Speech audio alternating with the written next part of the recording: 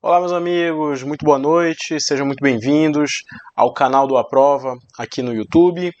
Como já tem sido rotineiro, né? Toda terça-feira a gente se encontra aqui para trazer aí uma mini aula, né, sobre direito constitucional, sempre explorando temas que são relevantes tanto para a galera que está estudando para concursos públicos, quanto para a galera que está estudando para o exame de ordem. E aí a ideia é que realmente a gente consiga fazer aí por meio dessas aulas, né, trazer aí um conteúdo interessante para você que está aí estudando, para você que está se preparando, ter a oportunidade de ter acesso a um conteúdo gratuito e de qualidade. Tá? Hoje, dia 26 de outubro, né? A nossa aula é sobre imunidades parlamentares, tá? E aí, quando a gente fala das imunidades parlamentares, obviamente a gente vai ter imunidades parlamentares que vão se aplicar às três esferas, né, da Federação Brasileira. A gente vai ter imunidades para parlamentares federais, para parlamentares estaduais e também para parlamentares municipais. Mas, obviamente, as regras do texto constitucional elas são muito mais relevantes para a questão dos parlamentares federais. As regras que a gente vai encontrar na Constituição, elas são, em sua maioria, aplicáveis aos parlamentares federais, e aí, com as devidas adaptações, são aplicadas também para os demais parlamentares das outras esferas federativas. Tá? E aí o artigo 53 da Constituição Federal é o ponto-chave aí para a gente começar a compreender as imunidades parlamentares. O primeiro ponto aí importante para a gente entender é que a gente tem um gênero chamado de prerrogativas parlamentares. Os parlamentares têm diversas prerrogativas, né? E dentre essas prerrogativas a gente tem as imunidades, que são as mais relevantes, né? Que são, muitas delas vão aparecer no artigo 53 da Constituição Federal, tá? E essas imunidades parlamentares, elas na verdade são prerrogativas conferidas aos parlamentares em razão do cargo que eles ocupam, em razão do mandato em que eles ocupam. Então, o primeiro ponto para a gente assimilar é que essas imunidades elas não são privilégios pessoais concedidos aos parlamentares. Ao contrário, elas são, na verdade, prerrogativas concedidas em razão do cargo, em razão do mandato exercido por eles. Tanto é que se esse parlamentar, por alguma razão, perder o seu mandato, deixar de ser parlamentar, automaticamente ele também deixa as imunidades, ele perde as imunidades. Essas imunidades elas são passadas por uma outra pessoa que eventualmente vem assumir o mandato deixado por aquele parlamentar anterior. Então essas imunidades elas não são garantias pessoais, elas são prerrogativas concedidas em razão do cargo exercido pelo parlamentar. Tá? E aí o artigo 53, ele começa falando dessas imunidades, e aí a gente vai primeiro fazer a análise dos parlamentares federais, né? Quando a gente fala de parlamentares federais, a gente vai ter os deputados federais e os senadores. Os deputados federais e os senadores, eles têm basicamente dois tipos de imunidades, né? As imunidades materiais e as imunidades formais, tá? Quando a gente fala de imunidades materiais, o artigo 53 da nossa Constituição vai dizer que os parlamentares eles são invioláveis, civil e penalmente, por quaisquer de suas opiniões, palavras e votos. O que isso significa pra gente? Significa que um parlamentar federal, a princípio, ele tem total liberdade para expor as suas opiniões, as suas ideias, os seus votos proferidos lá na tribuna, sem o receio, sem o medo, né, digamos assim, de correr o risco de ser responsabilizado tanto civilmente quanto criminalmente. Quando você vê essa palavra inviolabilidade, significa dizer que esse parlamentar, a princípio, não pode ser responsabilizado, nem na esfera criminal e nem na esfera civil, por eventuais lesões contra a honra de outras pessoas que ele vier a causar em razão de suas opiniões, em razão de suas palavras, em razão de seus votos. Tá? É importante esclarecer que para que essa imunidade seja conferida ao parlamentar, é imprescindível que ele esteja no exercício da função de parlamentar. Ainda que ele não esteja no recinto do parlamento, ainda que ele não esteja na casa parlamentar da qual ele faz parte, ainda que ele não esteja sequer em Brasília, né, a cidade onde estão localizadas aí as casas legislativas do âmbito federal. Esse parlamentar, na verdade, ele pode estar em qualquer ponto do território nacional, desde que ele esteja no exercício da função de parlamentar. Se isso acontecer, e ele acabar proferindo alguma opinião, alguma palavra, e aí ele acabar causando algum tipo de lesão, algum tipo de dano para a honra de outra pessoa, a princípio ele não é responsabilizado nem civilmente e nem criminalmente. Agora, um detalhe importante aí, né? Essa imunidade, ela engloba aí as entrevistas jornalísticas, né? As manifestações que o parlamentar vier a fazer, né? Por meio de blogs, por meio de jornais, enfim, desde que ele esteja no exercício da função de parlamentar. Só que o Supremo Tribunal Federal tem um julgado importante no sentido de que esse parlamentar, ao manifestar a sua opinião, ele não pode abusar das prerrogativas de parlamentar. Se ele se excede, né, e abusa desse direito, ele pode acabar sendo responsabilizado. Então, essa imunidade é uma prerrogativa conferida ao parlamentar, mas não é uma prerrogativa absoluta, na medida em que a própria jurisprudência do Supremo Tribunal Federal admite situações onde esse parlamentar pode vir a ser responsabilizado, se ficar configurado no caso concreto que esse parlamentar acabou se excedendo, esse parlamentar acabou abusando dessas prerrogativas. Tá? Deputados estaduais, bem como os deputados distritais, também são beneficiários dessa imunidade material, ou seja, eles são invioláveis civil e penalmente por quaisquer de suas opiniões, palavras e votos, desde que proferidos no exercício da atividade de parlamentar. Também se aplica aos deputados, ou melhor, aos vereadores, né, os parlamentares do âmbito municipal. Só que aí o artigo 29 da nossa Constituição, ele vai ressaltar que esses parlamentares municipais, no caso os vereadores, eles têm a imunidade material conferida, só que essa imunidade material ela é limitada à respectiva circunscrição do vereador, tá? Então, deputados federais, senadores e deputados estaduais e distritais, eles têm imunidade conferida, independente do local onde eles estejam, em qualquer ponto do território nacional, desde que no exercício da atividade parlamentar. Agora, os vereadores, esses têm a imunidade material limitada à respectiva circunscrição. Tá? O outro tipo de imunidade que nós vamos ter é a imunidade formal. E aí a imunidade formal, ela se subdivide em dois tipos de imunidade, né? A imunidade formal relativa à prisão e a imunidade formal relativa ao processo. Quando a gente fala de imunidade formal relativa à prisão, o que nós vamos ter? Nós vamos ter aí aquela imunidade que determina que o parlamentar ele só poderá ser preso em flagrante delito, né, e desde que seja por um crime inafiançável. Significa dizer que para prender um parlamentar federal, um deputado federal, um senador, é necessário que esse parlamentar ele seja pego em flagrante, né, cometendo um crime inafiançável, ou seja, um crime que não admite a concessão de fiança. Caso ele seja pego em flagrante, mas não seja um crime inafiançável, não há como ele ser preso. Caso ele cometa um crime inafiançável, mas não seja pego em flagrante, também não há como ele ser preso.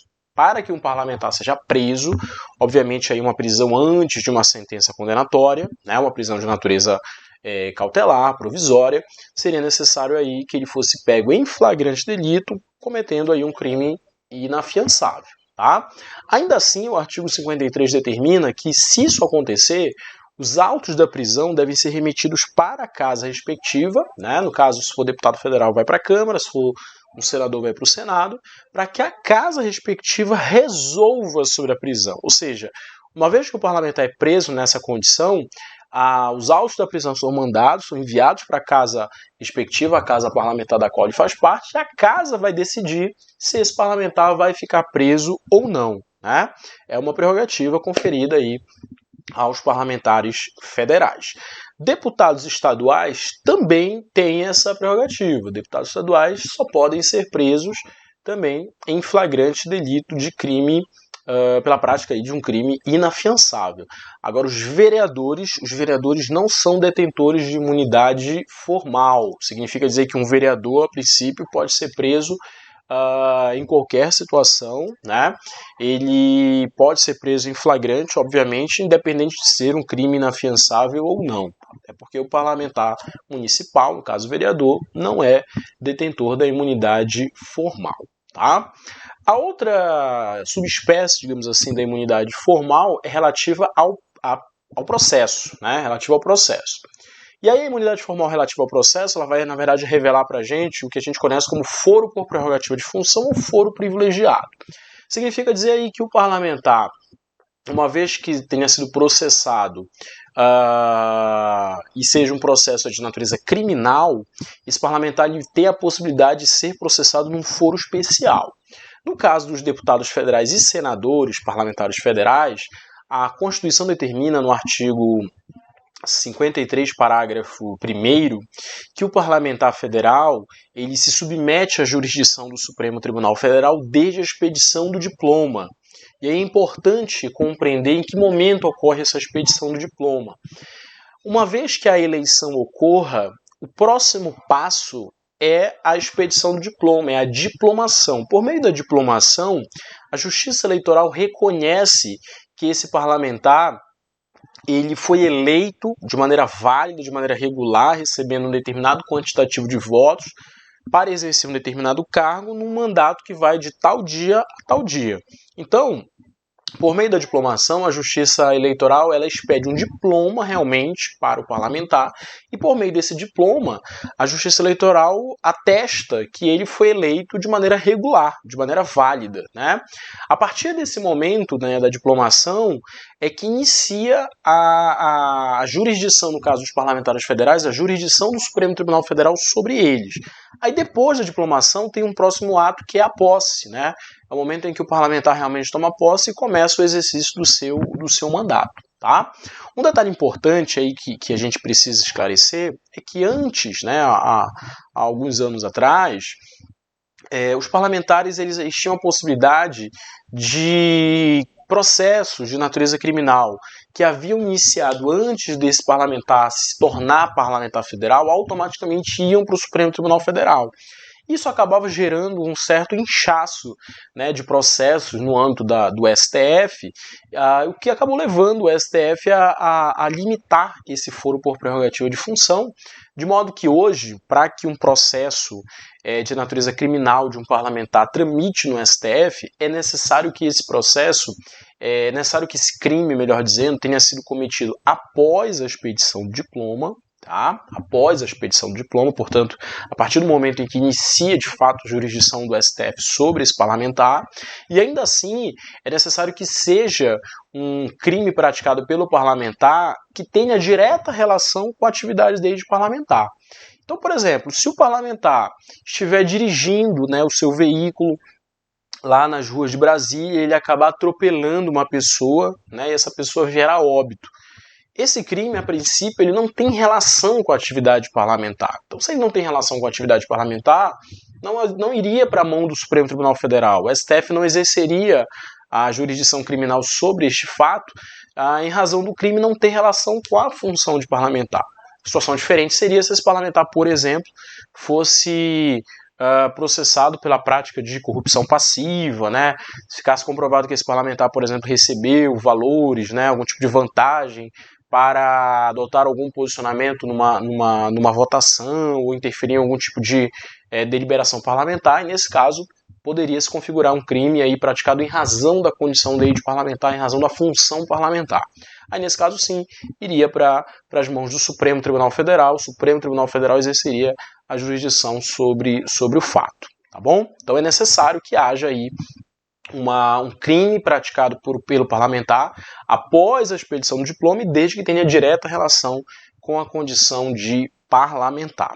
Vale ressaltar que o STF tem um julgado importante que estabelece um limite temporal, né, para que esse processo continue sendo julgado pelo STF, ainda que esse parlamentar deixe de ser parlamentar federal. Se já encerrou a fase de instrução processual e o STF já abriu prazo para apresentação de memoriais finais, né, que é a última a última manifestação ali antes da decisão do STF. Aí, nesse caso, mesmo que o parlamentar deixe de ser parlamentar federal, o processo continua na mão do Supremo para julgamento final, como forma de prestigiar aí o princípio da identidade física do juiz natural, considerando que o STF teve aí o contato com as provas, com o acervo probatório, e aí mandar de volta para a primeira instância acabaria gerando aí um tumulto processual e até uma questão também de não observância da economia e da celeridade processual. Então, se o processo já encerrou a fase de instrução, abriu o prazo para apresentação de memoriais, de alegações finais, aí nesse caso fica nas mãos do Supremo, ainda que esse parlamentar deixe de ser parlamentar federal. Em relação aos outros parlamentares das outras unidades federativas, os deputados estaduais também possuem essa prerrogativa, também possuem imunidade formal relativa ao processo, e aí no caso dos parlamentares, o foro competente para julgá-los será o Tribunal de Justiça do Estado respectivo, né? E aí o mesmo raciocínio deve ser aplicado, o crime deve ser praticado após a expedição do diploma e desde que tenha relação com a função de parlamentar. Em relação aos vereadores, os vereadores não têm foro privilegiado, os vereadores não têm foro por prerrogativa de função. Significa aí dizer que se um vereador cometer um crime, ele pode ser processado no juízo de primeira instância. Na verdade, ele deve ser processado no juízo de primeira instância, na medida em que não há um foro especial para julgar esse vereador, esse parlamentar municipal. Tá bom? Essas regras elas estão previstas no artigo 53 da Constituição. Uma leitura atenta sobre os dispositivos do artigo 53 é suficiente aí para que você tenha uma boa noção em torno desse tema tão relevante chamado imunidades parlamentares. Beleza? Certinho? Então, essa era a nossa discussão que a gente tinha para hoje, né? Espero que tenha sido útil para você. Aproveito a oportunidade para que você possa curtir esse vídeo, né? Dê um like aí no vídeo, né? Se inscreva também no nosso canal para que você tenha a possibilidade de ser notificado sempre que aparecer alguma coisa nova aí no nosso canal do Aprova. E na próxima semana a gente volta, né? No mesmo horário, às 20 horas, para poder trazer aí mais um conteúdo gratuito e de qualidade para você aprender aí direito constitucional. Muito obrigado, um grande abraço a todos e mantenha-se firme nos estudos.